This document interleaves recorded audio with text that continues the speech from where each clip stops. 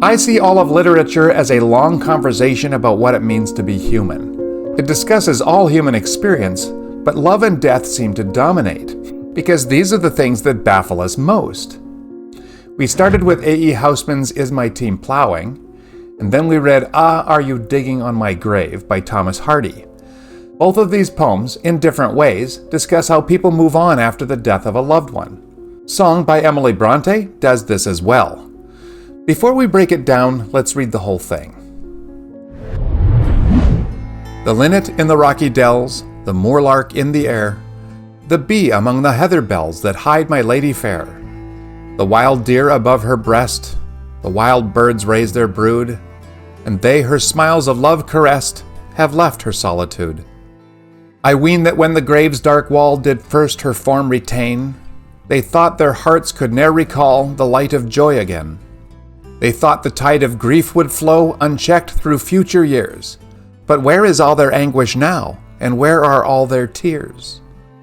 Well, let them fight for honor's breath, or pleasure's shade pursue. The dweller in the land of death is changed and careless too. And if their eyes should watch and weep till sorrow's source were dry, she would not in her tranquil sleep return a single sigh. Blow west wind by the lonely mound, and murmur summer streams. There is no need of other sound to soothe my lady's dreams. The first two stanzas describe the grave that holds my lady fair.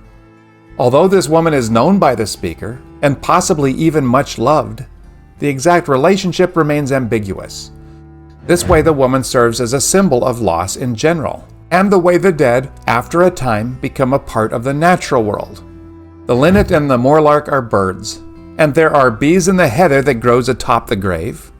The deer browse above her breast. This means that enough time has passed for there to be plants on which the deer can forage.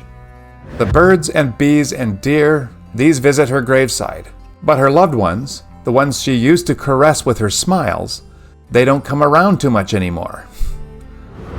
I ween that when the grave's dark wall did first her form retain, they thought their hearts could ne'er recall the light of joy again. I ween means I think, or I suppose.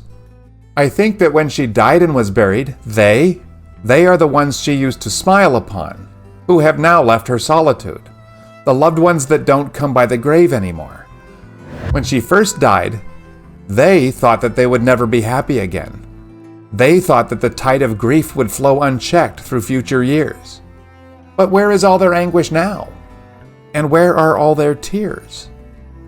They thought, or more like felt, that they would be in a continuous state of unabating sorrow forever. But asks the speaker, where are they?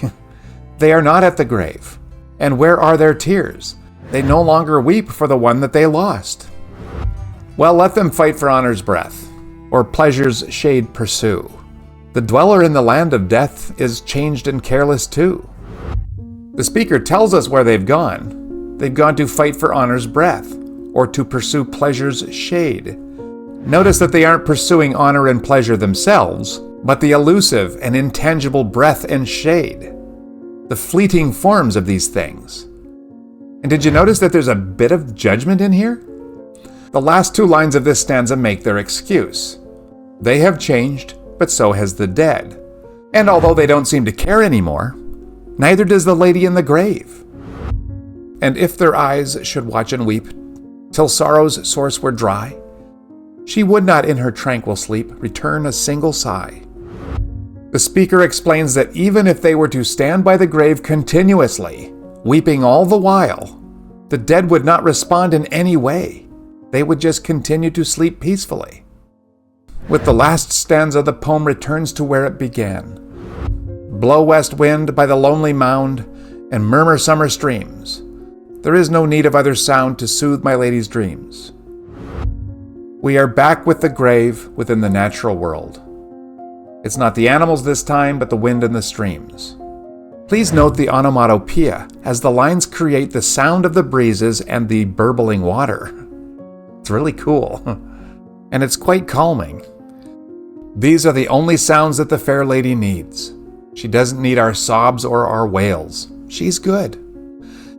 This poem ultimately reflects on how time heals sorrow, and how in the cycles of nature, grief fades while life continues. This perspective captures both the melancholic and the quiet acceptance that are often a part of our experiences with death. Thank you, and we'll see you next time.